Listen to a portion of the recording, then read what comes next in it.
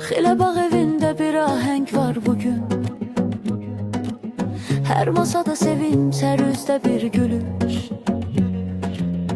Qonaq gələn yolunu itirməz heç zaman. Çünki bu bağda nizam var, bu bağda iman. Xile bağ evi, zəhmətin ünvanı.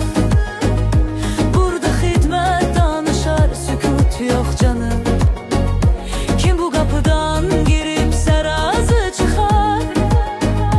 Çünki bu bağda hörmət hər şeydən uca durar. Bir o masaya qaçar, bir bu tərəfə. İşin içində olar səhərdən gecəyə. Nəcəf adını çəkir qonaq minnətlə.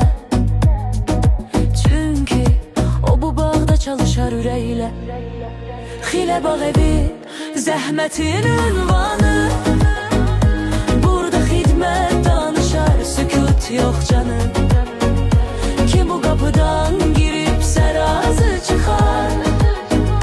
Çünki bu bağda hörmət hər şeydən uca durar.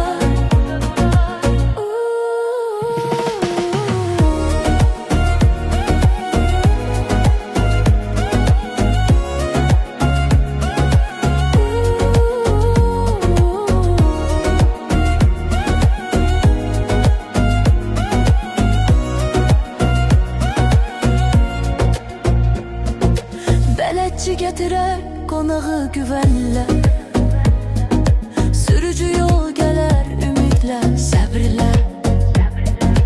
Nəcəf qarşılayar hər kəsi gülərlə.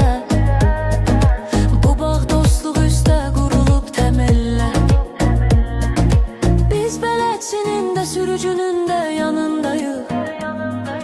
Qazanan siz olun, biz razı qonaqdan pay alaq. Nəcəf deyər, xidmət bizim borcumuzdur.